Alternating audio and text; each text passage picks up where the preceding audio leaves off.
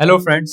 AI का जो है वो लार्जेस्ट ग्लोबल इवेंट जो है वो दिल्ली में जो है वो इनॉग्रेट हो गया है।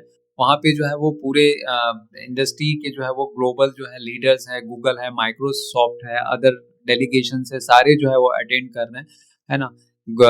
सुंदर पिचाई है, रिलायंस इंडस्ट्रीज के मुकेश अंबानी है, डीप माइंड के सीईओ हैं डेमिस, है ना। एंथ्रोपिक सीईओ भी जो है वो डेरियो एम्बोडिड है। ओपन आई के जो है वो सैम अल्टन है। तो सारे जो है वो इसमें जो है वो पार्टिसिपेट कर रहे हैं अटेंडिंग द समिट। और क्योंकि इसमें जो है 500 सेशन है ना। 5 डेज तक जो है वो चलेगा एंड जिसमें फोकस ऑन एआई सेफ्टी हो गया, गवर्नेंस हो गया, एथिकल यूज हो गया, डेटा प्रोटेक्शन हो गया, और इंडिया का अप्रोच जो है वो सॉवरेन जो है वो एआई है, उसमें जो है इसमें जो है वो फोकस रहने वाला है। तो इसमें जो है वो बेसिकली जो है वो 600 प्लस एआई जो है वो स्टार्टअप जो है वो पार्टिसिपेट कर रहे हैं। 300 पेविलियंस हैं with live demonstration, 13 country pavilions showcasing the global AI collaborations. और कंट्रीज इंक्लूड ऑस्ट्रेलिया है, जापान है, रशिया है, यूनाइटेड किंगडम है, फ्रांस है, जर्मनी है। इंटरनेशनल डेलीगेट, पॉलिसी मेकर्स, सारे रिसर्चर्स जो है वो अटेंड कर रहे हैं। पूरा जो है वो मेजर मैसेज जो है वो पीएम का जो है वो कि AI a glimpse of India's extraordinary innovation potential जो है वो। तो इंडिया जो है वो अपने टैलेंट को भी जो है उसमें जो है वो दिखा रहा है। Solution for the India and the world, है ना। Interact with directly startups and the tech leaders जो है वो। तो यहाँ पे की थीम जो है AI for the education, health care and the jobs and planet, AI for the climate change and disaster management, progress AI for the economic growth and the global leadership जो है। तो मेजर हाईलाइट जो speakers के रहने वाले हैं वो AI and scalability पे रहने वाले हैं, AI for the global south, AI sovereignty, है ना। AI गवर्नेंस रहने वाला है जिसमें government will be talking with 30 plus country on the deep fake and miss information rules. And AI in the healthcare, AI should be reduce burden on the healthcare workers, focus on early disease detection रहेगा। Generative AI use रहेगा। तो AI in education है, AI इन jobs, AI इन SMEs और AI in the disaster जो है वो रहेगा। And जो फ्रांस के प्रेसिडेंट हैं एमुअल जो है मैक्रोन जो है वो भी जो है वो अटेंड करने वाले हैं।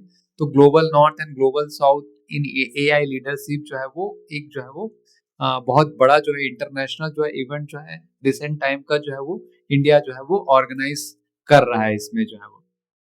तो ऑल अराउंड जो है वो वर्ल्ड के जो है वो लीडर्स भी जो है वो क्रोशिया हो गया, फिनलैंड हो गया, फ्रांस हो गया। तो इन सब के जो है वो लीडर्स जो है यहाँ पे हो गया अटेंड करने वाले हैं, है ना। तो यहाँ पे जो है सर्बिया हो गया, स्लोवाकिया, स्पेन हो गया, सारे मेजर कंट्रीज के जो है। तो ये मेजर जो है वो एआई का जो है वो सबमिट है ना। दिल्ली में जो है वो ग्लोबल जो है वो कंसर्न अबाउट द एआई जो है वो डिस्कशन होगा, जो काफ़ी अच्छा जो है वो इन्वेस्टमेंट एआई के फील्ड में इंडिया के लिए भी बेनिफिट है। और आगे जो है वो यहाँ के जो है वो 2 स्टार्टअप्स हैं उनके लिए भी फंडिंग में जो है वो एक स्टार्टिंग जो है वो अ, एक अच्छा जो है वो प्रोग्रेस हो सकता है। तो उसी को देखते हुए जो है वो एंथ्रोपिक के जो है सीटीओ ने भी बेंगलुरु में जो है वो कहते हैं impossible things are possible in India, ये कमेंट्स आया उनका। तो उनका जो है एंथ्रोपिक जो अभी रिसेंटली आया था वो उसके कारण जो आईटी सेक्टर, उनके डिस्क्लोजर के कारण आईटी सेक्टर में काफ़ी जो है वो हलचल मच गई कि कोडिंग से लेके कॉन्ट्रैक्ट से लेके सारी चीज़ें वो एआई कर सकता है। सो मिड लेवल पे जो है वो काफ़ी सारा वर्क जो है वो एआई ले लेगा। सो देयर विल बी, तो एंथ्रोपिक का ही स्टेटमेंट था। तो वहाँ पे जो है वो सीटीओ जो है वो बोल रहे हैं कि जो बेंगलुरु इंडिया का जो है वो that impossible things are possible in India and engineering infrastructure and security at Anthropic, ये अपना जो है वो प्रेजेंटेशन वहाँ पे जो है वो देने वाले हैं। ठीक है। सो नेक्स्ट जो है वो बात करते हैं दोस्तों कि ब्लैकस्टोन जो है वो to invest $1.2 billion in AI cloud startup जो है वो नेसा जो है। नेसा जो है इंडिया की स्टार्टअप कंपनी है। अब एआई सबमिट हो रहा है तो उसका जो सीधा सीधा बेनिफिट मिल रहा है स्टार्टअप कंपनी को। तो ब्लैकस्टोन जो मेजर इन्वेस्टर है ऑलरेडी जो है $1.2 बिलियन जो है वो एआई क्लाउड में जो है वो जो स्टार्टअप है नेसा की जो है कंपनी है, उसमें जो है उन्होंने जो है वो इन्वेस्ट जो है वो किया है यहाँ पे। तो नेशा जो है वो एआई की जो है वो एक्सेलरेशन क्लाउड सिस्टम है, GPU as a service, AI as a PaaS, full stack, ये जो है वो कंपनी जो है वो काम करती है ये। तो एआई जो है वो नेसा जो है वो सॉल्व करता है, ट्रेन करता है AI models like chat GPT type systems को, रन एपीआई सिस्टम और हैंडल लार्ज डेटा जो है वो। तो बाइंग वो उनको बाइंग करना बहुत एक्सपेंसिव होता है, तो कंपनी जो है वो इनको जो है वो GPU power renting company for the AI है, बेसिकली जो है वो नेसा का जो है वर्क है, rent AI computing power for the नेसा ऑनलाइन। तो उससे जो है उनको रिवेन्यू आता है। तो GPU as a service main revenue है, यूजफुल पावरफुल एनवीडिया जीपीयूज है, ट्रेंड एआई मॉडल्स है, रन एआई एप्स है। तो इनको जो है वो per hour monthly subscription based on the usage जो है वो इनको जो है वो पे आउट जो है होता है इसमें जो है वो, है ना। नेक्स्ट जो बात करेंगे, IT crash hits mutual funds. ये तो बहुत ही दिनों से चल ही रहा है। टाइम टू रीबैलेंस, जिस तरह से आईटी इंडेक्स जो है वो करेक्शन हुआ है, उसमें जो है कम से कम आईटी जो म्यूचुअल फंड कंपनी को 50,000 करोड़ का जो है वो इरोड हो गया है। मतलब उनकी जो पूरा जो बैलेंस है ना, इतने का जो है उनको जो है वो लॉस हुआ है। 50,000 करोड़ का जो है टोटल जो इन्वेस्टमेंट है उनका जो है वो इरोड हो गया है, ठीक है ना। तो यहाँ पे इन्वेस्टर जो है अपने टेक एक्सपोजर है ना, इसको जो है वो रिवाइव कर रहे हैं, रैश बाइंग है उसको अवॉइड कर रहे हैं। एंड एआई ड्रिवन अनसर्टिनिटी के कारण जो है वो यहाँ पे जो है अभी आईटी में बैट करना एक रिस्की हो गया, जब तक क्लियर पिक्चर नहीं हो जाता इनका जो है वो। नेक्स्ट बात करेंगे तो इक्विटी म्यूचुअल फंड ने जो है वो 13,000 जो है वो जनवरी में जो है वो डिप्लॉय किया है। स्ट्रॉन्ग इक्विटी डिप्लॉयमेंट है ना। टोटल इक्विटी कैश होल्डिंग जो है इनका जो है वो 1.35 लाख करोड़ है। और स्टॉक सोल्ड जो है उन्होंने किया है। हिंडेल्को इंडस्ट्री जो है मेटल की कंपनी है, एमसीएक्स में जो है किया है, क्योंकि बार बार ऊपर नीचे पॉलिसी आती है और मेटल सेक्टर से काफी मेटल अभी बढ़ गया है, तो वहां पे है। वेदांता में जो है वो ट्रिम किया हुआ है, प्राइस बहुत जल्दी बढ़ गया। एंड एसबीआई में जो है वो ट्रिम किया है मेजरली। तो मेजर बाइंग जो है वो मोतीलाल ओसवाल फंड ने किया है 6,690 करोड़ का। आईसीआईसी प्रूडेंशियल ने 3,500 का किया है। एंड पीपीएफएस ने जो है वो 3,147 करोड़ किया। इन लोगों ने बस फाइनेंशियल सेक्टर है जैसे आईसीआईसी, एचडीएफसी, बायोकॉन है, कोटेक महिंद्रा, यहाँ पे जो है वो मेजर जो है वो बाइंग देखने को मिली हुई है। नेक्स्ट बात करेंगे दोस्तों कि जो बीवाईडी जो है वो स्ट्रगल कर रहा है इंडिया में, जब से यहाँ पे जो है उन्होंने सेल करना चालू किया है। एंड विनफास्ट जो है वो वियतनाम की जो ईवी कंपनी है वो लीड कर रही है ना। तो जो वहाँ बाहर की जितनी भी कंपनीज आई है उनमें जो है वो बीएमडब्ल्यू एंड विनफास्ट है, उन वो जो है वो अच्छा मार्केट शेयर यहाँ कैप्चर कर रही है। स्पेशली विनफास्ट का जो ईवी जो है वो मॉडल जो है वो 20 से जो है वो 30 लाख के सेगमेंट में काफी फेमस हो रहा है। एंड एक वियतनाम की जो कंपनी है एवं चाइना के कारण थोड़ा सा दिक्कत होता है लोगों को ट्रस्ट करने में, तो वहां पे जो है विनफास्ट का जो है एक काफी जो है वो अच्छा जो है वो मार्केट शेयर जो गेन हो रहा है, वो थ्रेड भी है इंडियन कंपनीज के लिए, लेकिन उनका जो सेगमेंट है वो हायर लेवल पे ज्यादा है। नेक्स्ट जो बात करेंगे, आरबीआई का जो एक मैंडेट आया 100% collateral for the broker funding and no bank funding for the prop trading, है ना, अंडर न्यू अमेंडमेंट्स के कारण जो है। तो यहाँ पे इस न्यूज के कारण जो है जितने भी ब्रोकरिंग कंपनीज जो है लिस्टेड है, बीएससी हो गया, एंजल वन हो गया, ग्रो हो गया, सारे जो है वो 7 to 8% जो है इनमें जो है वो करेक्शन जो है वो देखने को जो है वो मिला हुआ है इसके कारण। क्योंकि ब्रोकर फंडिंग जो क्या होता है कि इसको ऐसे समझते हैं कि जो ब्रोकर जो है वो लैंड करता है money to client to buy the share जो है, ठीक है ना। जो एमटीएफ बोला जाता है उसमें अगर 1 लाख है तो 2 लाख जो है वो 1 लाख और एक्स्ट्रा प्रोवाइड कर, तो इस तरीके से जो है वो क्लाइंट जो है वो 2 लाख के शेयर जो है वो ट्रेड कर लेता है ना। तो ये हो गया, ये 100% जो है वो जो है। अब आपको क्या करना है कि broker could give loans using partial security. मतलब आरबीआई ये बोल रहा है कि अगर ब्रोकर 1 करोड़ का जो है वो लोन दे रहा है तो उनके पास जो है 1 crore worth of proper security होना चाहिए, कोलेटरल होना चाहिए, है ना। No under secured lending allowed. तो ये आरबीआई इसलिए कर रहा है कि risk in the financial system, कि अगर मान लो डिफॉल्ट हो गया, है ना, कुछ भी मार्केट क्रैश हो गया, to prevent the excessive leverage को रिड्यूस करने के लिए ये जो है वो सिस्टम लेके आए हैं। क्योंकि किसी के पास उतना जो है रियल मनी नहीं है और वो जो है वो 3 क्रॉस 10 क्रॉस जो है वो लिवरेज लेके अगर शेयर बाय कर रहे हैं और मार्केट क्रैश हो गया तो there will be a problem. तो ये आरबीआई इंश्योर करने के लिए फाइनेंशियल सिस्टम जो इंटैक्ट रहे, तो वो जो है वो आरबीआई का जो है वो ये इसमें जो है ये नया जो है वो रूल लेके आ रहे हैं। तो मार्जिन फंडिंग जो है वो यहाँ पे स्ट्रिक्ट करने के लिए broker need more capital and risky lending जो है वो रिड्यूस होगा। और दूसरी चीज क्या होगा इसमें, इन सब के कारण जो है ये ब्रोकर जितनी भी कंपनी एंजल वन है, ग्रो है, मोतीलाल ओसवाल फाइनेंशियल है, और जितने भी जो है वो ब्रोकरिंग कंपनी जो एमटीएफ के लिए लैंडिंग करते हैं उनमें जो है वॉल्यूम का जो है वो नुकसान होगा, और आगे जो है इनके लिए जो है वो प्रॉफिट जनरेशन जो है वो एक स्लो होगा। पर जो है ओवरऑल सिस्टम को इंटैक्ट रखने के लिए, स्ट्रॉन्ग करने के लिए जो है वो एमटीएफ का जो जिस तरीके से बढ़ बढ़ रहा है मार्केट में, उसको रिड्यूस करने के लिए जो है वो आरबीआई ने ये डिसीजन लिया। दूसरा जो इनका बहुत ही इंपॉर्टेंट था कि no bank funding for the proprietary जो है वो जो प्रॉप ट्रेडिंग होता है उसके लिए। तो प्रॉप ट्रेडिंग क्या होता है कि जब broker trade in market using their own money to make the profit, है ना, नो क्लाइंट ट्रेड। तो यहाँ पे तो है broker from buy share for itself expecting price to rise. तो यहाँ पे वो आरबीआई ने चेंज कर दिया है कि bank can not give loan to broker for the prop trading. तो बैंक ब्रोकर जो है वो बैंक से लोन नहीं ले सकता फॉर दी प्रॉप ट्रेडिंग के लिए जो है वो, ठीक है। तो ब्रोकर को अपना खुद का कैपिटल यूज करना पड़ेगा to stop the banks money being used for the speculative trading to prevent systematic rise like 2008 type crisis to ensure the bank funding go to productive sector.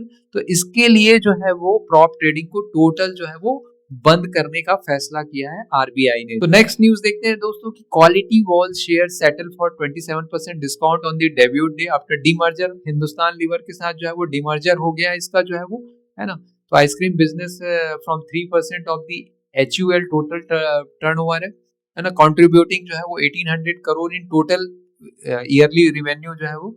तो क्वालिटी वॉल को list कर दिया NSE में after demerger. Hair HUL के share holder है वो 1:1 share in ice cream business जो है वो रिसीव किया है। तो यहाँ पे जो है Kwality Wall's to be included in Nifty 50 index from the December जो है वो 5 से जो है वो किया। तो ये शेयर जो है वो लिस्टेड एट 29.8 के प्राइस पे हुआ है, जो डिस्काउंट है 25.87% ओवर दी इंडिकेटिव प्राइस जो है वो 40 का दिखा रहा था, लेकिन अभी 25% डिस्काउंट पे जो है ये लिस्ट हुआ है ये। नेक्स्ट जो बात करेंगे दोस्तों की टेक ले ऑफ, market volatility, slow housing momentum in Hyderabad, Bengaluru and जो बात कर रहे थे कि जो आईटी में जो ले ऑफ हो रहा है आईटी सेक्टर में, जो stock market volatility have prompted buyers to delay the big ticket purchase जो है वो। तो होम सेल जो है वो ड्रॉप हो गया एआई में, जो फियर के कारण एआई के कारण जो आईटी कंपनीज में जो फियर हो रहा है उसके कारण जो है वो home sales drop in Hyderabad, Bengaluru and Gurugram due to the tech lay off जो है वो। तो जॉब अनसर्टिनिटी या वीक मार्केट बायर्स जो है परचेसेस है, तो प्रॉपर्टी रजिस्ट्रेशन और सेल्स ड्रॉप है इन मेजर सिटी। तो यहाँ पे एआई का जो सबसे बड़ा इम्पैक्ट रियल एस्टेट में देखने को मिल रहा है, फिर ऑटो में देखने को मिलेगा, फिर उसके बाद कंज्यूमर ड्यूरेबल जो बिगेस्ट जो है ये सब बायर्स है ना। तो ये सब इंटर रिलेटेड है, और ये जो है सारे जो है इसके जो है वो कॉन्स जो साइड इफेक्ट्स देखने को मिलेंगे। तो इससे रिलेटेड कंपनीज में भी करेक्शन जो है वो देखने को मिल सकता है दोस्तों आगे। तो एक थोड़ा सा कॉशियस रहने वाली बात है कि अगर आईटी की जॉब में अगर ले ऑफ ज्यादा होगा तो उससे रिलेटेड बहुत सारे प्रॉक्सी सेक्टर, कंज्यूमर ड्यूरेबल हो गया, रियल एस्टेट हो गया, है ना, ऑटो सेक्टर हो गया, इन सब में प्रेशर आएगा और वहां पे जो है वो हैवी करेक्शन देखने को मिले। इस बात करेंगे कि इंडिया का होलसेल जो है इन्फ्लेशन एट 9 मंथ जो है वो 1.81% आया इन जनवरी, अप फ्रॉम दी 0.83। मतलब इन्फ्लेशन जो है वो बढ़ के आया है, ठीक है ना। तो इसके कारण जो है मेन थे फूड का जो है वो इन्फ्लेशन जो है वो बढ़ के आया 1.41, फ्यूल एंड पावर का जो है वो कम हुआ है ना। मैन्युफैक्चरिंग का जो है वो 2.86 है, प्राइमरी आर्टिकल जो है वो 2.21% जो है वो बढ़ के आया हुआ है। पोटैटो का जो है वो -38 सेम ही है उसी लेवल पे। ओनियन का जो है वो काफी जो है वो बढ़ के आया -33.42%, पहले -54 था। एग, मीट एंड फिश है, इसमें जो है वो 3.66% पहले से जो है वो बढ़ के आया हुआ है। वेजिटेबल में काफी ज्यादा बढ़ा है 6.78।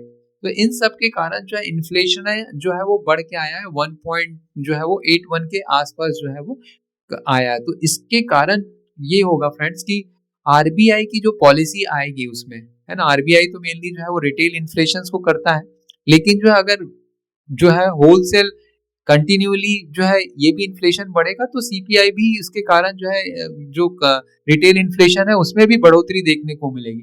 तो इसके कारण जो है वो रेट कट्स जो है वो डिले हो सकता है, पॉसिबल जो है वो अभी तो जो है वो माइल्ड, थोड़ा सा इन्फ्लेशनरी जो है वो माइल्ड ही है, लेकिन जो है फ्यूचर में जो है रेट कट्स की जो संभावना है वो जो है वो कम हो सकती है बिकॉज ऑफ दिस जो है वो प्रॉब्लम के कारण जो है।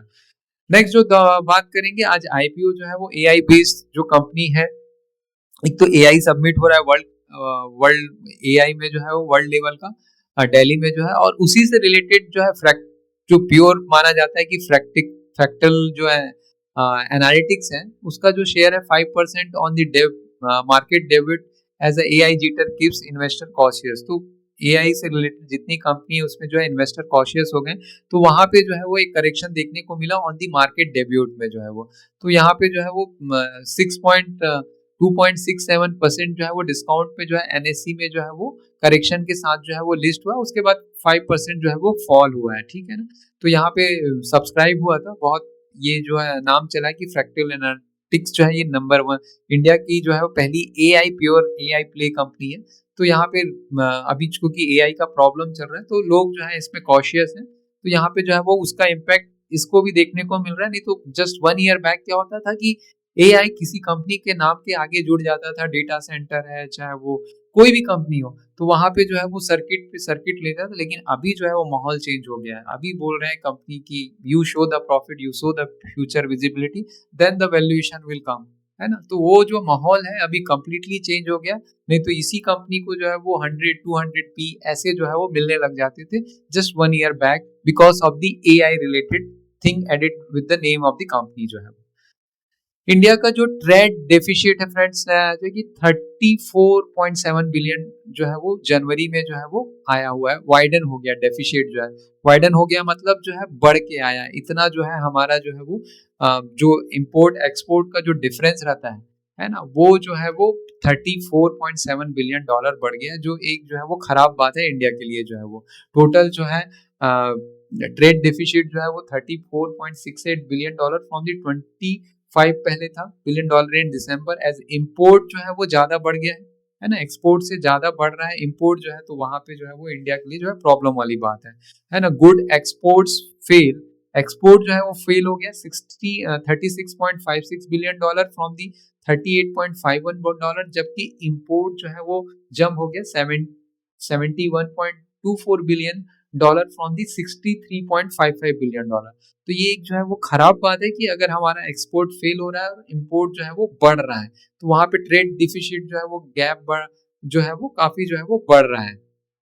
नेक्स्ट बात करेंगे आज निफ्टी में जो है वो एक धमाकेदार जो है वो वापसी हुई 200 पॉइंट से जो है वो अधिक की जो है वो गेन हुआ है काफी 3-4 पिछले वीक काफी जो है वो एआई के कारण जो है वो निफ्टी आईटी इंडेक्स और ओवरऑल जो है सेंटिमेंट लो होने के कारण जो है वो मार्केट काफी करेक्शन हुआ है। तो आज एक जो है वो एआई सब्मिट और एक जो है वो मेनली जो है वो फाइनेंशियल और एनर्जी सेक्टर में जो है वो बाइंग आने के कारण जो है वो एक अच्छी जो है वो गेन देखने को मिली। इवन सेंसेक्स ने जो है वो 650 जो है वो पॉइंट का जो है वो गेन किया है बिकॉज ऑफ द फाइनेंशियल और द एनर्जी सेक्टर के लिए जो है वो, ठीक है ना। एंड एनर्जी सेक्टर में देख सकते हैं कि 1.2% के साथ गेन हुआ है, फार्मा में जो है वो 0.6, कंज्यूमर गुड्स हो गया, हेल्थ केयर इंडेक्स हो गया, तो ये सारे इंडेक्स जो है प्राइवेट बैंक का है, बैंक निफ्टी है, तो इन सब में जो है वो बाइंग आई, तो उसके कारण जो है एक अच्छी जो है वो जो है वो गेन देखने को मिली है, ठीक है ना। जो टोटल जो एफआईआई और बाई का जो है वो डेटा देखते हैं, तो यहाँ पे जो है वो टोटल 3 फरवरी से अगर देखेंगे 16 फरवरी तक, तो मेजरली जो है वो लास्ट फ्यू से जो है वो एफआईआई ने जो है काफी बाइंग जो है वो चालू की थी, है ना। तो अभी जो है वो आज और कल में जो फ्राइडे को जो है वो 7000 का जो है वो सेल करने को मिला, आज भी जो है वो सेलिंग एफआईआई की तरफ से की गई है, पर उसके पहले जो है वो काफी जो है वो कंटिन्यूअसली जो है वो बाइंग जो है एफआईआई की तरफ से जो है वो देखने को मिली। 3 फरवरी को तो ऑलमोस्ट जो है वो 5,000 करोड़ की बाइंग हुई थी। तो फरवरी जो है वो एफआईआई के लिए काफी अच्छा जो है वो एक माहौल लेके आया एंड काफी जो है वो बाइंग जो है वो एफआईआई की तरफ से की गई है, ठीक है ना। पर अब पिछले 2 वीक से जो है वो आईटी इंडेक्स और इन सब की प्रॉब्लम के कारण फिर से जो है वो एक सेलिंग देखने को मिल रही है फ्रॉम दी एफआईआई की तरफ से जो है ना। बिटकॉइन में देखेंगे क्योंकि बिटकॉइन को भी ट्रैक करना जरूरी है। काफी करेक्शन हो कि 68,000 के लेवल पे जो है वो बीटीसी जो है यूएसडी जो है ना, बीटीसी यूएसडी जो है यहाँ पे 68,000 के आसपास आ गया है।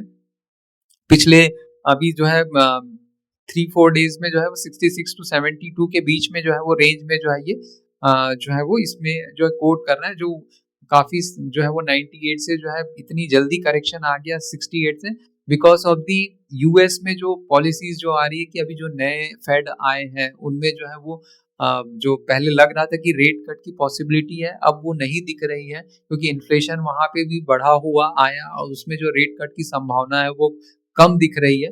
तो वहां पे जो है ये जो है वो काफी करेक्शन दिखने को मिल रहा है बिटकॉइन में जो है वो। एंड ओवरऑल जो है वो डॉलर का जो स्ट्रॉन्ग स्ट्रेंथ जो है वो बढ़ते जा रहा है। रशिया और यूएस में भी जो है वो काफी बैकडोर जो है बातें हो रही है कि Russia will be using the dollar once again. तो वहां पे डॉलर का स्ट्रेंथ जो है वो बढ़ने के चांसेस ज्यादा है। उसमें बिटकॉइन जो है वो काफी इंपॉर्टेंट जो है वो फैक्टर प्ले करता है, क्योंकि अगर डॉलर वीक होता है तब बीटीसी और ये सब में जो है वो बाइंग आती है। तो यहाँ पे भी जो है वो ट्रैक करना इंपॉर्टेंट है, ठीक है। तो बिटकॉइन जो है वो 68 के लेवल पे जो है अभी जो है वो कंसोलिडेट कर रहा है। नेक्स्ट जो है वो सिल्वर में जो है अगेन करेक्शन देखने को मिल रहा है लगातार, है ना। 2,40,000 के आसपास जो है वो कोट कर रहा है। गोल्ड में 1,55,000 के आसपास जो है वो कोट कर रहा है। काफी करेक्शन हो गया ऊपर से सिल्वर में एंड कंटिन्यूअसली कलर हो गया। अगर दुनिया में जो है वो डॉलर और ये रशिया यूक्रेन और यूएस का जो है अगर एक जो है वो डील अगर कहीं सेटल होता है तो वहां पे फिर ये मेटल में जो है काफी पिटाई होगी। इवन जो है वो चाइना में भी जो है काफी कॉपर है और मेटल है उसके यूज जो है वो कम हो रहा है, तो डिमांड कम हो रहा है, तो यहाँ पे करेक्शन देखने को मिल सकता है। तो और करेक्शन देखने को मिल सकता है। जितनी तेजी से ये ऊपर गया है उतनी तेजी से ये नीचे आ सकते हैं मेटल सेक्टर के जो है वो जितने हैं। तो यहाँ पे एक कॉशियस रहने वाली बात है। New buying fresh buying I think थोड़ा सा अवॉइड करना चाहिए, not a by and cell recommendation, लेकिन अभी जो माहौल दिख रहा है उसमें जो है वो अवॉइड किया जा सकता है इसको जो है वो। एंड एक रिलायंस कंज्यूमर वंस अगेन इनका जो है आईपीओ आने का जो है काफी प्लान है जियो और कंज्यूमर का। तो नए न्यू बाइंग कर रहे हैं ये नाइजीरिया और नए नए जगह जाके जो है वो अपनी बाइंग कर रहे हैं। तो यहाँ पे आज के लिए इतना ही रखते हैं फ्रेंड्स। कल फिर न्यू मार्केट अपडेट्स में जो है वो फिर से जो है वो स्टॉक प्रो में देखेंगे। आप चैनल को जरूर सब्सक्राइब कीजिए। मैंने शॉर्ट्स में भी बहुत सारे वीडियो को के जो है वो क्वार्टरली रिजल्ट डिस्कस किए हैं एंड नए नए कोशिश कर रहा हूँ कि नए नए जो है वीडियो के थ्रू जो है आपको इन्फॉर्मेशन जो है वो स्टॉक से रिलेटेड हो गया, इन्वेस्टिंग से रिलेटेड हो गया, ये मैं आपको देता रहूँ।